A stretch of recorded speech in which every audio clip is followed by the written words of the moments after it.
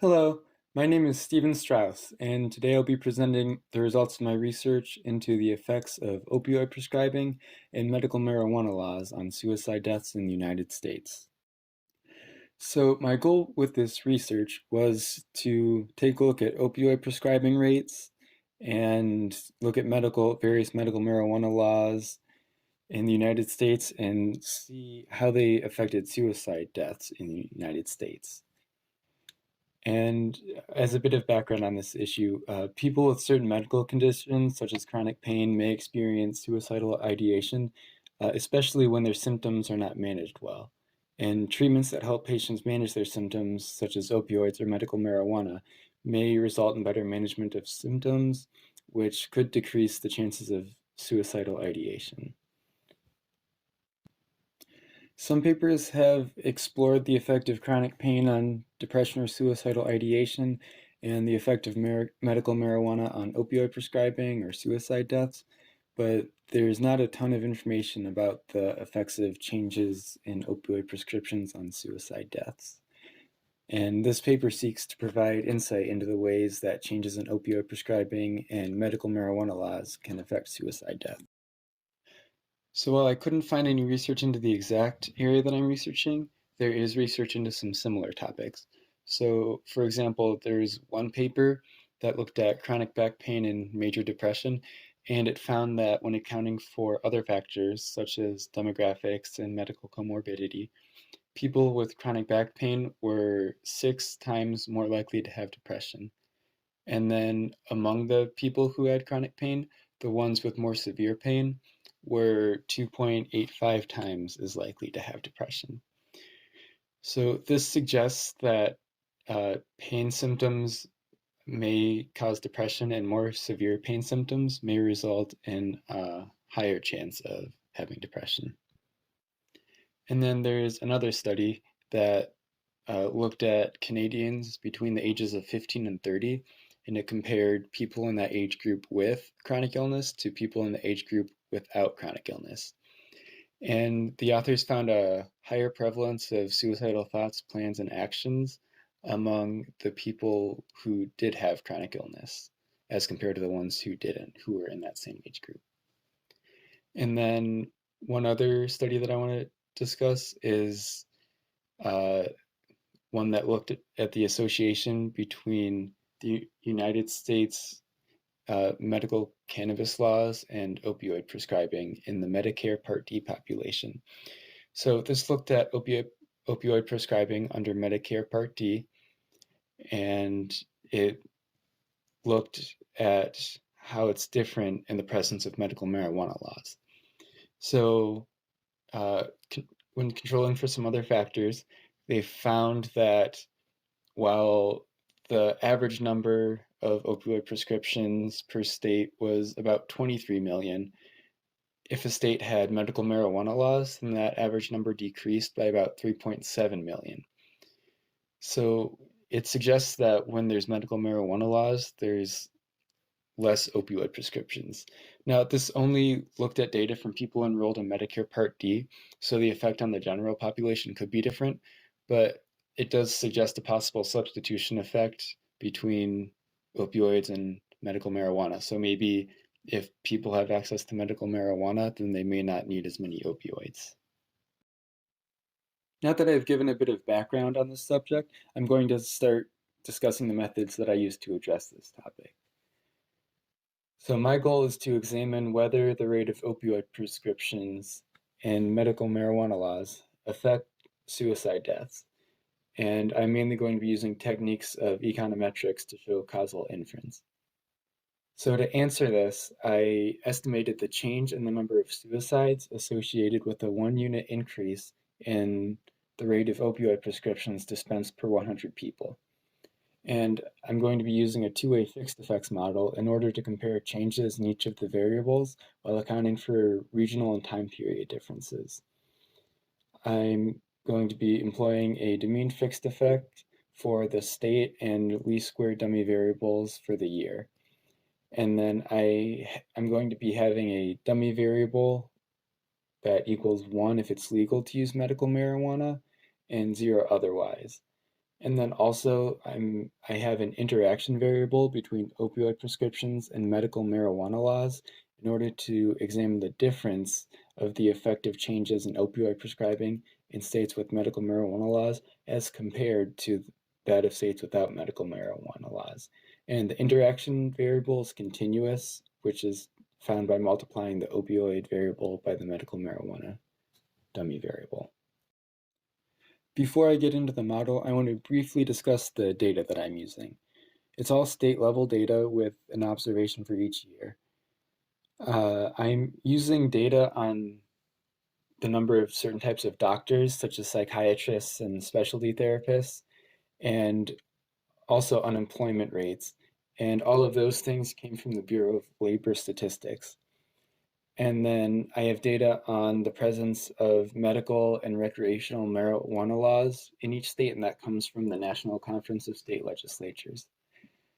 And then for the data on opioid prescriptions and suicide deaths, I got that data from the CDC. And then I have some population data, which I got from the Census Bureau. So this is the model that I used, where suicide deaths is the number of suicides in state I during year T. And for each of these variables, the subscript I and T means that it's uh, in state I during year T. So there's an observation for each state in your combination. And then opioids is the rate of opioid prescriptions per 100 people. Mental physicians is the number of mental health physicians or psychiatrists. Specialty therapists is just the number of specialty therapists. MML is that stands for medical marijuana laws, and that's the dummy variable for medical marijuana laws. Opioids, MML, that's the continuous interaction variable between opioids and medical marijuana laws. And then unemployment is the average unemployment rate in a state during a given year. And then population is just the population of a state. Minimum wage is just the minimum wage. And then legalization is another dummy variable, so it equals 1 if recreational marijuana is permitted in a state, and 0 if it's not.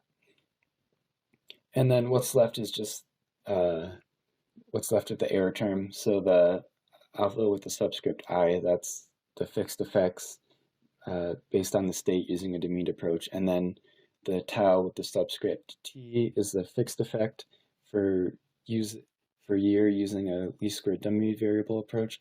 And then what's left is new. That's just the thing that looks like a V with the little squiggly over it. That's just what's left of the error term. So after running my regressions, these are the results that I found. So you'll notice there's 4 columns. I'm showing a couple different models. I build up the model gradually. So the first one in column 1 is a bivariate model. So it just looks at the 2 variables. So it's not going to tell us anything very interesting. Column 2 is a pooled multivariate model. So it has a bunch of different variables, but it doesn't account for effects that are from the time period or the location. So that also isn't really going to tell us anything, but I just included it to show what it would have been. And then column 3 is a two-way fixed effects model, as is column 4. But in column 4, I also have a logged dependent variable. And while models 3 and 4 both account for regional and yearly differences, as well as all of the covariates that I've included that may affect suicide deaths, Model 4 is my preferred specification because since we have the logged variable, it allows the results to be interpreted as a percent if you multiply them by 100.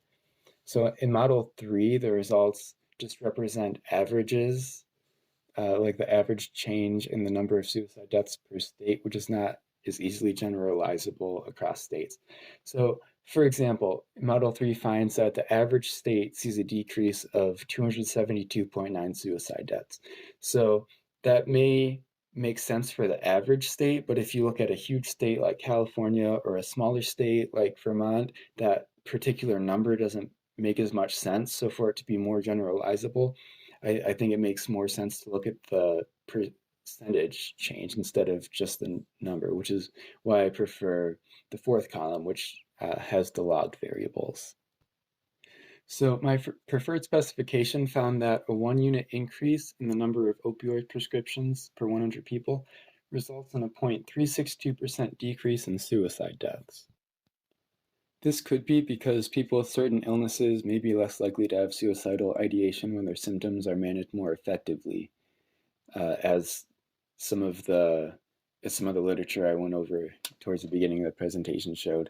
And opioids may be effective in helping patients manage their symptoms.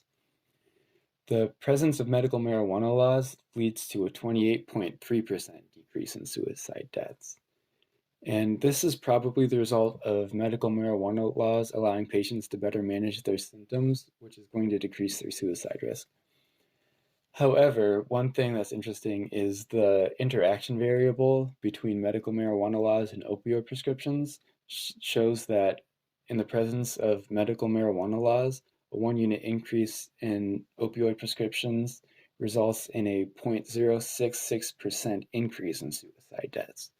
And in case you're wondering where the 0.066% number comes from, because it's an interaction variable, it's the additional effect of having medical marijuana laws on top of the effect of more opioids.